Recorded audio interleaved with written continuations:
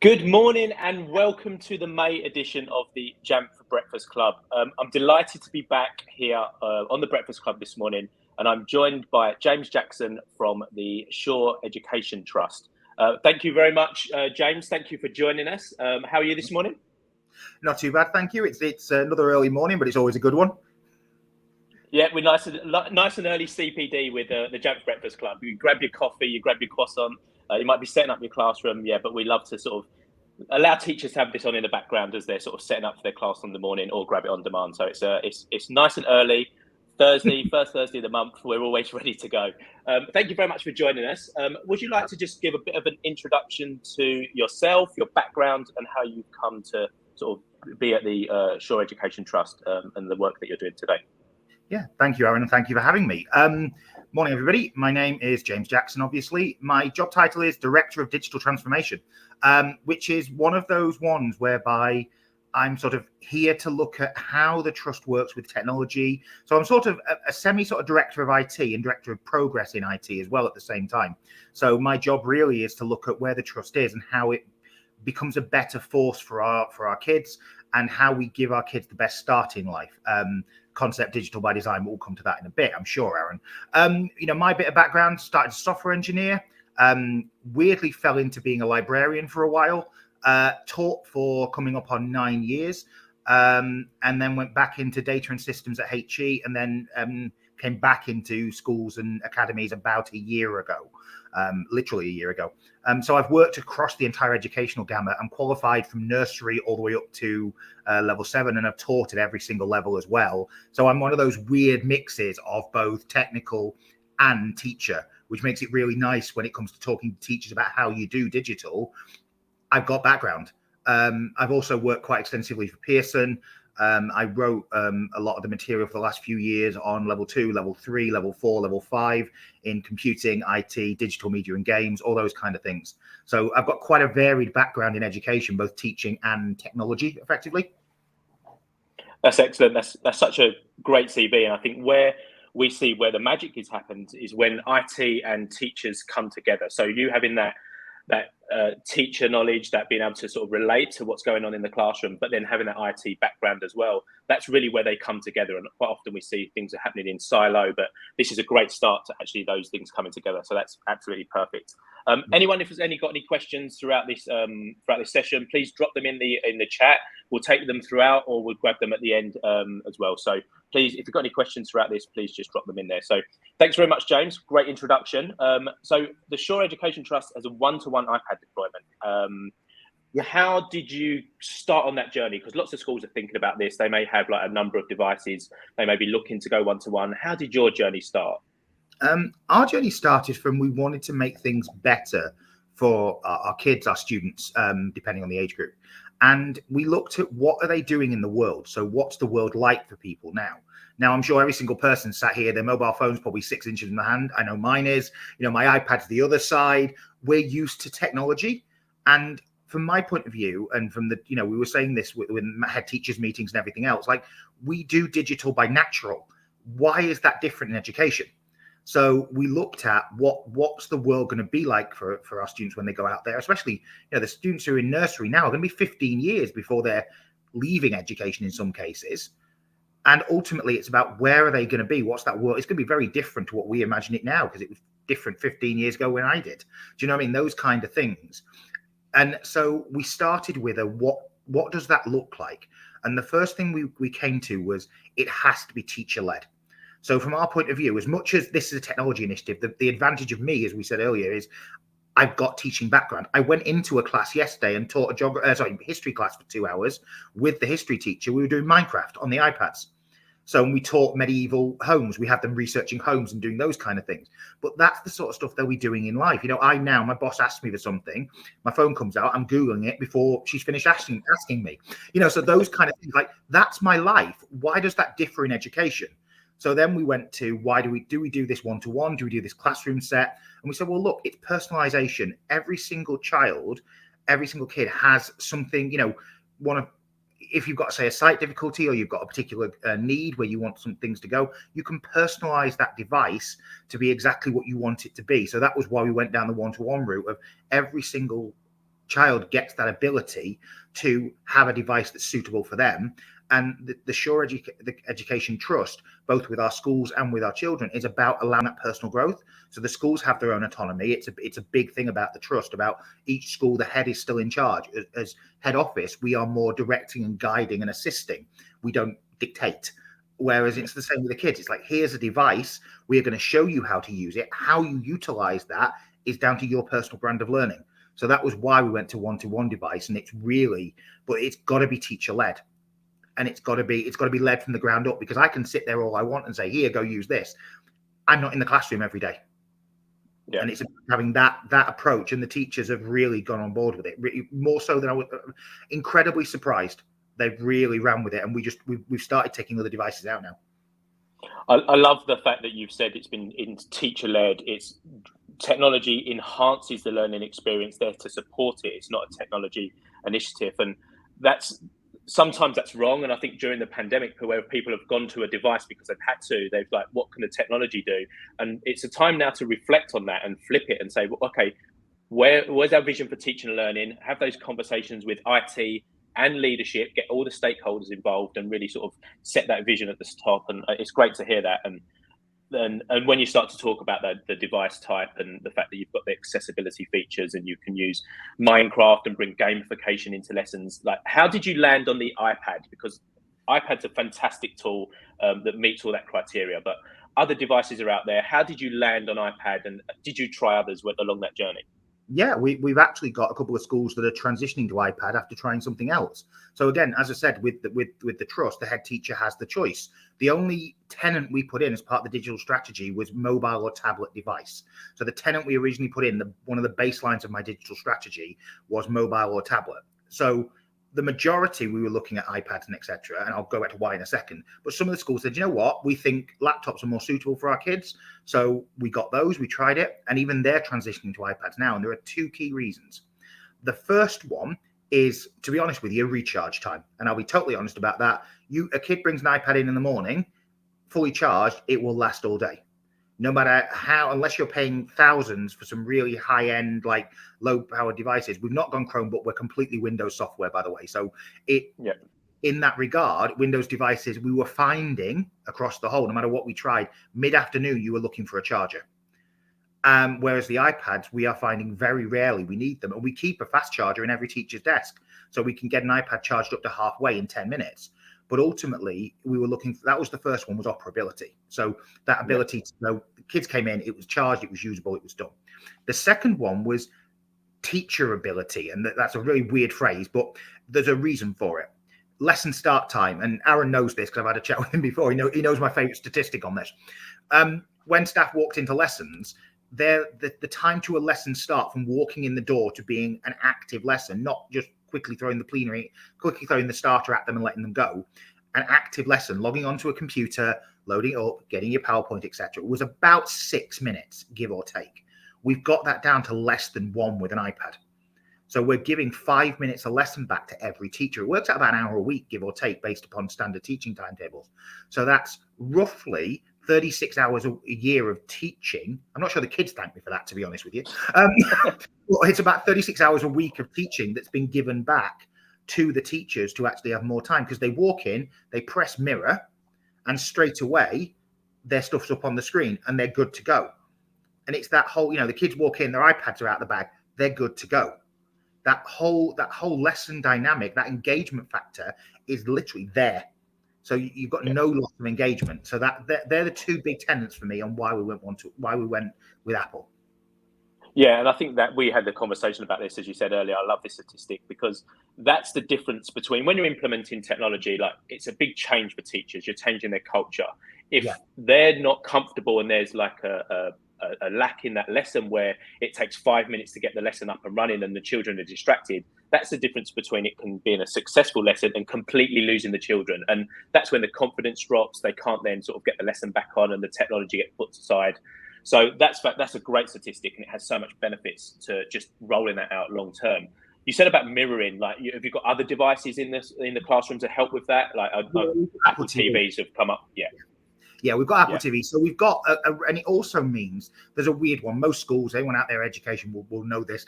When you're working with smart boards in schools, you've got a couple of Prometheans in one corner. There's a C-Touch one that mysteriously is still there. There's a couple from a different supplier. There's some Avacor ones. And sometimes schools have got all the same. Lucky you. Most of the time, you've got a couple of random ones. There's a TV in one classroom that's not even got smartboard features. Do you know what I mean? So you get used to having that. The Apple TV levels that playing field. So we stick an Apple TV behind every screen. You walk in, you go. And that's the whole concept of this. And we found staff have been really engaged in the fact they'll walk down the corridor, bringing their lesson up, and they walk in and poof, go, and it's gone. And the kids are straight in. Or even other, flipping that on its head, we've got other things like our language teacher. One of our schools, and I'll say this now, when we first started, she wasn't overly fond of mobile devices. She will freely admit this. She was not a fan of going to this way of teaching. She is now probably one of my best teachers with technology across the entire trust. She starts every lesson in language with Duolingo. So they do mastery model learning, for those of us out there who know the wonderful joys of this. They do mastery model learning first thing when they walk into a language lesson. Their first 5 minutes, their starter every time is their 5-minute German, Spanish, French Duolingo starter, and then they're into the lesson. And that changes the entire approach to learning, because then the kids feel they're driving themselves, not the teacher is driving them. And that as well, alongside the device, means they've got that ownership as well. And we do let the kids take them home, even in the primary school. So you've got this one single device that they own, that's theirs, that's got all the accessibility settings on, the teachers can work with, and it just works. I mean, we've got other things like Sphero robots and everything else that link really well with the iPads. We've got Minecraft on them. There's so many advantages we found that, yes, a Windows device, a Surface, a little tablet PC, whatever, will do very similar things. We just found when we trialed them, the iPad seemed to be a much more extendable device in that regard. That's fantastic. I'm a huge fan of Apple TV, and I think, like, when we spoke before, you had some statistics about the fact that you've swapped out the tower PCs for like an Apple TV, and the teacher's got an iPad, and the energy savings on that. Like, how have you replaced those Promethean boards or like those large smart boards with like a TV, and what's the sort of been impact on that as well? We're steadily moving to where we don't need smart boards at all, because again, when you've got a class full of iPads and a teacher with an iPad, all you're doing is mirroring whoever you need. The touchscreen becomes the iPad, and that mirrors up, which means there's two big savings we found. One, you're paying about 600 quid for a 700 quid for a 75-inch TV compared to $2,000 for a 75-inch smartboard. And your touchscreen's there. It's just everybody's got their own touchscreen device. The other big one we found, weirdly, and I'd forgotten that earlier, that's reminding me, is towers themselves. And I should know this because it's one of my favorite selling points when I talk to schools. The towers themselves are gone. So we've taken out where after the staff have got used to using their iPad, we take the towers out and we've only got Apple TVs, which means that the actual device strategy, the actual electricity draw is significantly less, because one of the big things is you haven't got a tower that's on all the time, not turning off. You haven't got a screen that's on all the time, not turning off. You've got an Apple TV that functions as a TV, which means if that thing isn't being used for like 10, 15 minutes, it times out. Which means we've actually found electricity bills in the schools that have gone wholly one-to-one, and we've still got some that aren't quite there yet. Electricity bills that are in schools that have gone wholly one-to-one have dropped by nearly a third, because you haven't got big computer rooms drawing power, especially with old PCs, and you haven't got computers and laptops and everything plugged into screens all the time. Yep. And that's going to be huge, especially as the energy prices are soaring. Schools have got limited budgets, as we all know. So any cost savings and you can take and borrow from other pots is always going to be a benefit. So that's a great statistic. Some questions are coming around like Microsoft Office and like the applications. You are a Microsoft Office user, that's correct, isn't it? You use Microsoft Office in the school. Like, how does that work with the iPad, and how have you implemented that? And there's a question here about sort of exams and things like that. You may not have gone down that route yet, but how are you using Office on iPad, and how does that integrate with what you've cut, everything that you're doing?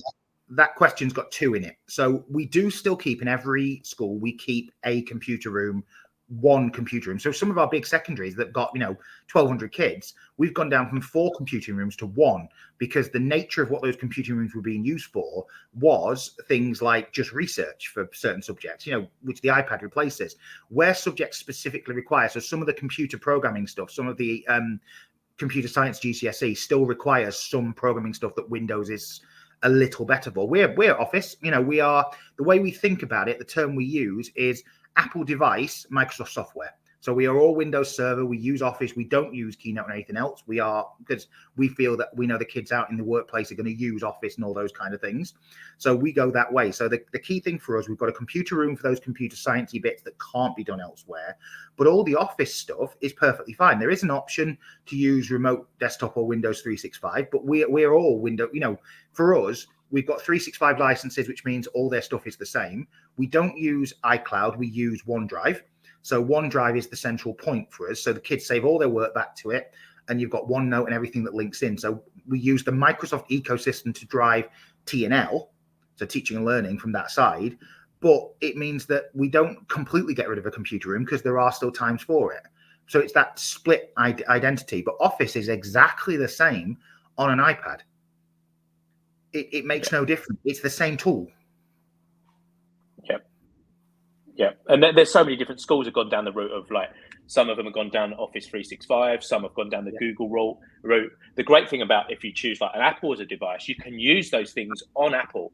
And you get the experience of all the Apple things as well. So you've said like Sphero, the fact that you can probably use like Swift Playgrounds and iMovie and blend that into a really fantastic like choice of lessons of how you want to do things. And I think that's great. We manage our apps, so we don't give the App Store out. We manage them. And it means we can do this thing. So we have iMovie. I've got some great primary school lessons where they were doing Roman shields, and they were filming each other doing Roman formations in the primary school, and then producing a little iMovie trailer video. That was their thing. In Minecraft, for example, they're currently doing the lesson I'm doing with them. They're doing medieval history. We've got them building a medieval castle. And at the end of it, they're going to do a fly through and video, put it into iMovie and do a voiceover saying, here's the actual historical bits of medieval castle we've just built in Minecraft, which becomes a really great lesson. I'm actually going to teach geography this afternoon to help a geography teacher out. We're doing volcanoes and mountains. And again, I can drop in because of my teaching background and go, here, let's have a try of this. And then I start the lesson, and then the teacher takes over from me. So their confidence level comes in from that side of things. But yeah, we are completely Microsoft Office. We are 100% Windows Server, all the rest of it. We are Office 365. All of our schools, we are steadily moving them to the same tenancy. They're not quite there yet. There's a couple that just need to come over. But there always is. It's IT. Ultimately, we are completely Office-based. We leave Keynote and everything in the background. That's fine. But we have got some schools who, though they're Office-based, still use Google Classroom as their provisioning tool for lessons. So their planning tool there, so we have some schools use things like Firefly and other options. We have some schools that use OneNote, or some schools that just use OneDrive. And we've got some schools that use Google Classroom or any of the other. I've got one school, one college using Canvas. So the nice thing about the iPad is that extendability. You can use it all.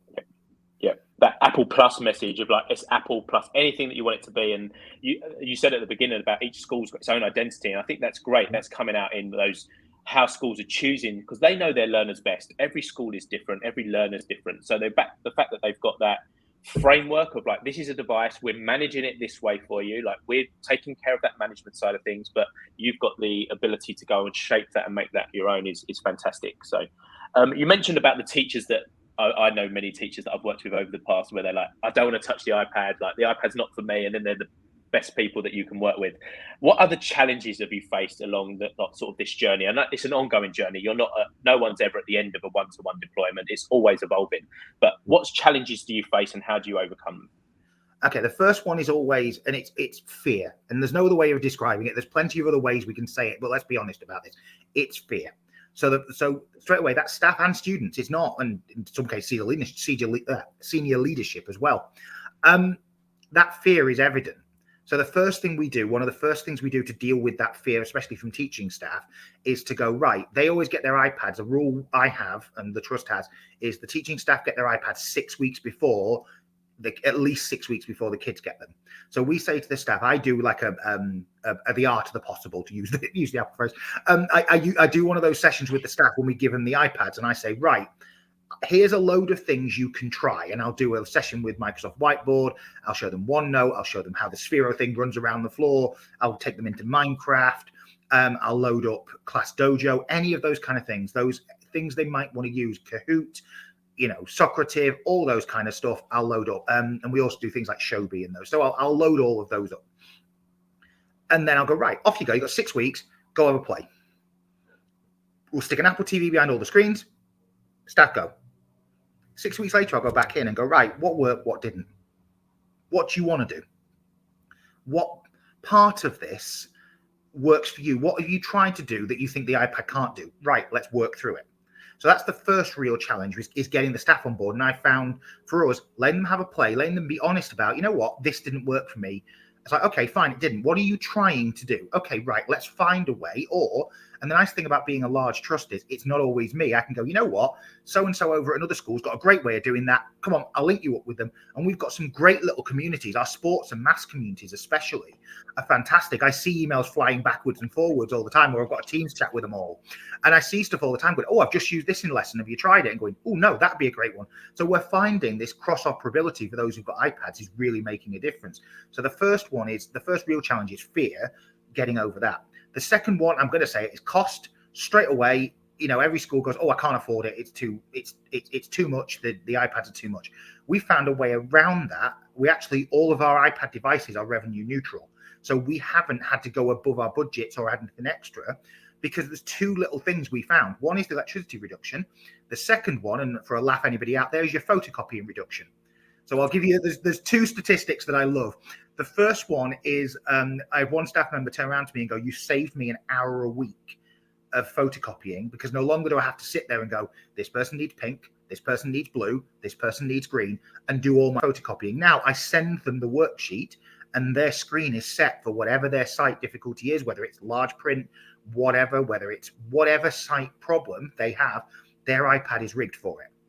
But also that means our photocopying budget's gone down by 2/3 in every single school that's got one-to-one iPad, which means what we've then found is that 2/3 reduction is actually paying for the iPads. So that 2/3 reduction is the year-on-year iPad, because we do them through Apple Financial Services. So it's actually made a big difference to us. So they're the two biggest ones are always going to be fear and financial. And the third one is just knowing what's possible. So we do these art of the possible kind of sessions, and we do curate the apps. So we check all, and we don't give them App Store. We give them Jamf's resources store. We use the Jamf Teacher app, the Jamf Student app, and we curate, working with senior leaders and with teachers, what works for each subject. And we build subject-specific curated lists that can be pulled from the resources in Jamf Teacher or Jamf Student. And it means staff get a very personalized yet secure environment that means they know when they're using something, one, it's okay to use, but also that it removes some of that fear of, oh God, there's 50,000, 50 million apps on the App Store. What do I use? Or I want to use this. Oh, I can't use that. It's got ads on it.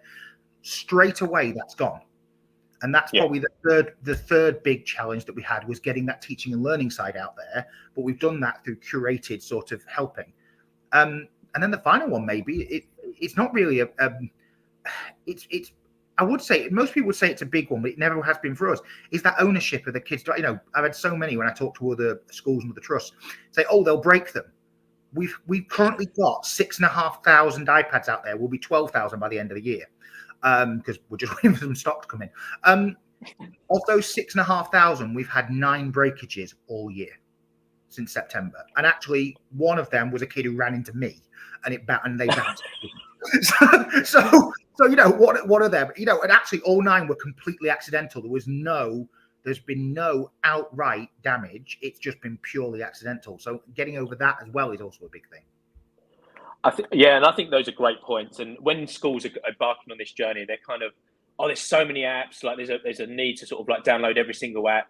Also, how do you you take an iPad, you buy it in the store, you set up your managed Apple ID, you're up and running. But when you're doing this at scale for teachers, students, you need to have like that management piece. And the IT piece is so crucial to help facilitate what you want to do in the classroom, how you're going to support that teaching. So the fact that you're sort of using Jamf Teacher, Jamf Student to allow that choice is the fact that you've made a great choice in terms of the infrastructure to support those teaching and learning decisions. So it's great to see all that stuff coming together. And this is like goes back to that beginning of IT and teaching and learning coming together, you understanding how it's going to work in the classroom and evolving. Like you're probably always thinking, what next? How do we make this better? What apps are not working? And I think, as you said about Microsoft, was that easier because staff was already used to using something that you wasn't changing everything in one go? Like there's a question coming about, is Microsoft a better solution because it's compatible with the new iPads? I think like it's a great solution if you're used to using that, and schools have their own choice. But did that help in that transition of like moving to iPad because they was familiar with a suite of applications such as Microsoft? It really did. We've only got a couple of, we've got some schools that were on Google who are now slowly transitioning into Office anyway. There was a couple we had on Google Docs and bits and pieces. But ultimately, it made it really easy because it meant the software they were using is exactly the same. It's just the device that changed. And because we gave them an iPad with a keyboard, it was effectively, here's another laptop with a touchscreen. Think of it, and that was, that's a key message we got over is this is the same. It's just you tap an app rather than tap Windows key and then load up. And the actual software is virtually the same. I think the only consternation with a few people is the fact they lose Publisher when they're on iPad. But so I've done a nice little training sheet that says, here's how Word does everything you would normally do in Publisher. So that was the only real consternation of loss of Office from PC to iPad was the fact they haven't got Publisher. But we showed them different ways of doing it. Plus, Microsoft Whiteboard's amazing for that. I've got to admit, since they beefed up that tool, I love it. Absolutely love it. And I mean, like you're using like the Microsoft tools, you're using like the Apple tools. You spoke about the community within like Sure Education Trust, but is there anywhere else like you turn to for help? Like is there a community that you lean on? Is there someone that you speak to? Like Apple have got a fantastic community, Microsoft have as well, Google have. So you've got these three communities that you can lean on, but who do you sort of go to and where does the community aspect outside of Sure help with your sort of moving forward?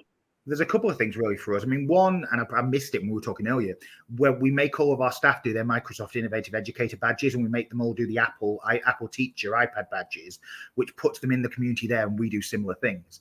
Plus, we have a very good relationship with our suppliers, which is Sync, who are brilliant about how we talk to them. So their technical expertise is amazing. Same with Jamf, actually. Your guys are great. So when we need that technical side, we go there. When we need the more teaching and learning side, etc., I've got great relationships with lots of other trusts. And we're all in the same journey. So it's nice to have that chat. I'm part of the Learn It community. I'm part of the Apple Teacher and Educator community. I'm part of, I'm on the Information Advisory Committee, all these kind of things. There are so many things out there. Sitting on webinars, on teaching and learning conference webinars, we're part of the MAT network as well. So the MAT PN network as well. So all these kind of things, everyone's saying the same thing. So there's lots of resources out there. Plus also it's about really looking internally to go externally. So so from the technical side, it's great to say to Sync and to yourselves, like, where's this? I want to try and do this. What's my best option? So you get best in practice. But then we'll nip and see other schools in the local area. There are some Apple distinguished schools literally just down the road. DeFerres is literally like 20, half an hour away just down the road. So we can see Greg. Yeah, this is it. So we can nip and ask questions, and these are because we've all done it, and sometimes what works for one doesn't work for another, and you can look at that best approach forward. So that's where we turn when we need it. But I've got to admit the technical expertise from yourselves and Sync have been absolutely integral to this, because then it's felt supportive, because a lot of schools find that rather than the technical bit is almost the hardest bit to get over. The teaching and learning tends to work once you've rolled it a bit, but the technical bit of so we use our student record system goes into Jamf that then controls all the devices. So getting that technical setup of student record system to bridging system to Jamf that then pushes out to the device to do all that control, so that's all dealt with, all really good. Yeah, and the device, that technical aspect, that foundation of like what helps drive teaching and learning. There's a question coming, and we've spoke about this as well. Like, how do you make sure that those devices that are going home are safe and secure? Like, content filtering is a huge thing. Like during the pandemic, I've done lots of security sort of webinars around this, about how the pandemic force schools to do things and think outside the box, but cyber attacks and unsafe content. How do you deal with that when devices are going home? Okay, we use a content filtering system. So we're currently we're looking at yourselves at the minute for one of your new products, which might be our solution as we go. But we're currently trialing another one at the minute while waiting for it, which is Securely. Now, Securely has been fantastic for us short term. We've used iBoss and we've got Lightspeed and a couple as well. So 3 big companies out there. The one big advantage is they're device controlled. So that means whatever their settings are at school is the same at home. So that's why we love it, because then it means that whole issue around web filtering, etc., becomes much more of a social construct rather than a technical. It has to be locked down. So we do things like we allow Pinterest, but we lock down keywords. So even when they're at home, they can't search for banned words when they're at home. They can't go on gambling on the iPad. They can't go on gaming on the iPad. It stops them. Again, app filtering helps with that as well, because then we lock out things they can't do. But ultimately, that using one of those services that sit on the device rather than in the internet at your school is a much better way, and it's much more safe and security conscious from our point of view, because it means we know when they go home, we can still see what they're doing. We can still see if they search for anything. It's not privacy intrusive. We're not seeing everything they do, but where they do things that are inappropriate, the filtering system picks it up and tells us. Yeah, and we've been working on the solution. We've got something that's coming very soon. I'll drop a link for people that are interested. But very much what you're saying there is we've got Jamf Safe Internet coming, which not only sort of protects the content it's on the device as well. So if the devices go home, it's that content filtering and threat defense as well. So if a student's using an iPad, they're probably connected to your school systems because you've got that great integration. There's that risk of viruses, that threat from online sort of hackers and ransomware, etc. So we've also developed Safe Internet to have content filtering and threat defense as well. So for anyone that's interested, I'll drop that on there as well, so people can look and see that's coming. But it's such a huge aspect that schools need to think about now. And also Jamf Parent as well. So the fact that devices are going home. Have you used Jamf Parent, or is it something that you're looking to use in the future? It's on our roadmap. So for us, our first 2 were Jamf School Student and Jamf Teacher, was getting it in the classrooms, getting it embedded, and getting the teaching and learning right. Parent is actually from September. So Parent is on our roadmap from September. We're actually doing the initial finding work on setting up and getting it ready now. But at the minute, it was phase 2 effectively for us. TNL and the whole teaching and learning experience was phase 1. For us, Parent was a secondary concern. We can still communicate them with other systems and other ways. So we've moved that discussion on to being year 2 effectively. Yeah, and the fact that you've got a great foundation, that you've got all of this in place, but it's constantly evolving. You can just add your next 6,000 devices to it. You can it's just plug and go, really, because it's already set up and it's business as usual. Well, this is it. We were having a chat. We've got 4 more schools going 1-to-1. I signed all the orders yesterday. So literally they went through to sync, and I know they'll arrive in and they will be in this. The teachers have already got them. Their teachers got them last week. And I know the iPads will be in their students' hands just after the half term in June, which means I know for the end of the summer term, the kids are going to be getting used to using them, take them home over summer, do their summer activities, and from September, completely on the ground running, which gets us which now means I'm well over 3/4 of my schools are 1-to-1, or will be 1-to-1 by that point. And that's a massive thing for us. We'll be on, by the end of this year, we'll be on nearly, probably between 12 and 15,000 devices. Yeah, and that's fantastic. The fact that you've got that statistics to back up that you've looked at the energy bills, you looked at that environmental impact, and be able to cover that cost, because as you said, that's a big concern for schools there.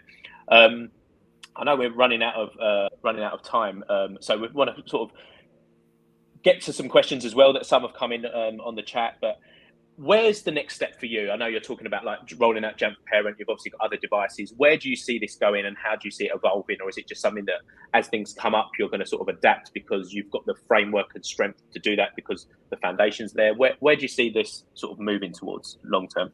It's a bit half and half, really, because you're right. We've already got that foundation now, which means adding things on. So almost the hardware discussion is gone. Once we now need to add devices on, we add them on, it's job done, we're all sorted. So it's now focusing the discussion less on the hardware and less on the device and more on the learning community. So we've done some work. We have learning hubs. We have a great thing in the Shaw Education Trust called the Institute of Education, which is like our teaching and learning arm for teachers. So it's about helping develop teachers. It works for the entire trust. They work with every single school, and we develop every single teacher's ability using this. However, that means that what we can then do is we run learning hubs and teaching T&L hubs every couple of months. So we've just come off the back of a training day where half the training day activities was amazing to see staff using iPads. So over half the training day activities were delivered on iPads and using either Apple products or products that were built into the iPad, which was fantastic for us. The next stage is to really grow that learning community. So I want to become silent because I want the teachers to be that voice, not me. At the minute, I'm still pushing a little bit because I need to be. What I want to be is more people fire me questions and I just push into, I want them to organically do it. We're starting to get there. I've got to admit our sports departments across the trust are really talking to each other. They come up with some amazing, I was watching them the other day out on the field from head office because we're in one of the schools. And I was watching them videoing each other doing basketball. And so they were videoing each other and then bringing them over and drawing on the iPad what they were going to do. The next thing for us in subjects that are appropriate, and I use that, is to go paperless. So we've got some subjects have already started it. It's not appropriate in everyone. My background's graphic design. I still grab a pen and a pencil. There's a notepad somewhere around here, and I still sketch. As much as I can use the iPad for that, sometimes I prefer the tactile feel. I get that, and I get things like English, etc. Sometimes, as much as we've got pens for a lot of the iPads, sometimes there is that need to at least remember paper exists. But it's about, for me, the next stage is growing that learning community and getting the staff to do the work for me. They're starting to, but again, we're only 9 months on the digital strategy that's meant to run for 5 years. Ultimately, it's about where's the next steps. And actually, the biggest thing for us is it's extendable enough, it's organic. If something big hits the world, we've got some VR headsets, which are great because it means we can have some on the iPad, some on the VR headsets, and we can create content for them. We've got some immersive rooms in some of the schools in the trust.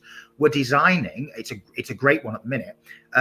In one of the schools, all the year groups in art, their final show for the end of the year, they're each getting a screen. They've got them on the iPads. They're doing their work and putting it into this screen, and then they're going to go on the walls of the immersive room, so they'll be able to walk around their own art gallery. So they're designing them, and then we're going to they can do it. And I love our immersive room because it's controlled by an iPad. So we just put it straight onto there. It's great. It just means I walk in, it goes. So they're designing their content. They've got a wall. All those walls are going to appear in the immersive room. And then you'll be able to walk around an art gallery of every single year group's stuff. So those kind of things for us is to make it naturalized, is a term I like to use, where it's device agnostic. It doesn't matter what they're using, but they're using a digital means because, I know some people say, there's a loss of physical tactile stuff and everything else. It doesn't lose it. It just means sometimes that digital device might be a better way of driving engagement and doing those kind of things than other methods will be. The world does sometimes move on. And, I remember McDonald's used to walk in, stand in the queue. These days, tap on a screen and my order comes to me. That whole how we interact with the world has changed as adults. It's going to end up changing in education, which means that whole ethos has got to change. And I've got to make sure that we are flexible enough to be able to do that. And that's hopefully where we're going. Yeah, and that's fantastic. The fact that you said all this has happened in just 9 months is just unbelievable. Like it's so great to just hear all these things that are being done. The way in which it's completely transformed the learning. You could have never done these things that you're discussing with just traditional pen and paper. But the fact you've blended it and you still hold on to some of those things and know that the iPad is just a tool to support the learning. Sometimes it can support someone completely. Sometimes it can be there just to enhance what they're doing. So it's fantastic that you're using it that way. What would be, and this is probably the last question just to round up, what would be your top 3 tips to a school who are just starting out? They may have a small set of iPads, or they may be looking to just go down a route of just getting some technology into the school or readapting it. What would be your top 3 tips that they should sort of embark on as they're sort of planning this? First one, talk to your teachers. Absolutely, it's got to be education led. So the first thing you need to do is to understand your teacher's motivations. What are they trying to do? The second one is to get your technology underpinning right. So teachers want to do this, this, and this. Sometimes I will say this. You sometimes might have to push them a little to, change their teaching and learning materials, or at least think about beyond what they've been doing for years. Sometimes they'll surprise you, take it out of your hands and go run with it. The second one is make sure your technology implementation backs it up. We've done a lot of work with our Wi-Fi and everything else, because ultimately, if you've got an AP, wireless access point that only takes 10 devices and you've got a classroom of 40, you're going to have a problem. So we have done a lot of work on backbone and infrastructure and everything else. It's the boring bit. I get it. But ultimately, you want to know that when they walk into a classroom and they press go, it works. So your first one is your teachers. Your second one is make sure your infrastructure is up to scratch. And the third one is go with it. And it really sounds such an odd concept, but we use digital by design as our concept at Sure Education Trust. That's our first point of call. So how can we do this? It's about reframing that teaching and learning experience. That it's blended learning model, those kind of things, mastery model. Take Bloom's taxonomy completely reinverse for anyone in here who's a PGCE student or ex-PGCE student like myself. It sticks with you, tell you. Those kind of things. It's reinventing the teaching and learning model while using things you're used to. Using Office, etc. There's so much stuff you can do using pre-existing tools. So just to recap, the absolute first one is engage your teachers, get them with it. Second one is check your infrastructure and make sure that's up to scratch. And the third one is go with it. It might be scary, it might be difficult, and it might be tough when you first start it. It's not always going to go. I've worked with technology for years. Sometimes it fails, but it's worth persevering with and going with it.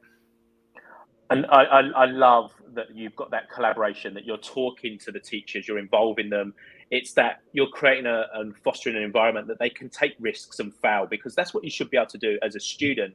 And the teachers are students in this process as well. They're learning as well. So it hasn't got to be right. It hasn't got to be the perfect lesson every time. And the more that they take a risk and they're celebrated in their failure is only going to help them move forward with it. And I think that's fantastic that you've done that. And it's fantastic to hear this story. So thank you very much. I could talk to you for hours. Luckily, we've got a case study coming up. We've spent some time with you over the last few days last week. So stay tuned. There's a lot more coming from this. So thank you very much. This is fantastic stuff that we've got coming. And I'm sure we'll be seeing you a lot more in the future as well, discussing some of this. Stay tuned for the next Breakfast Club. We're going to be back in July. And the reason why we're going to be back in July is because throughout June, we've got the Jamf Nation Live. We're going back on tour. We're meeting people in person. So we're actually going to have a number of sessions that are dedicated to education. So check out if you want a link to come to Tobacco Dock in London, register, come and see us in person, and we'll actually talk a bit more about the various different things that we've got going on throughout Jamf in education. So thank you very much, James. Join us in July for the next Breakfast Club. Register for Jamf Nation Live, and any questions, please reach out to us at ukedu@jamf.com. Check out Jamf Safe Internet. We drop the link in there.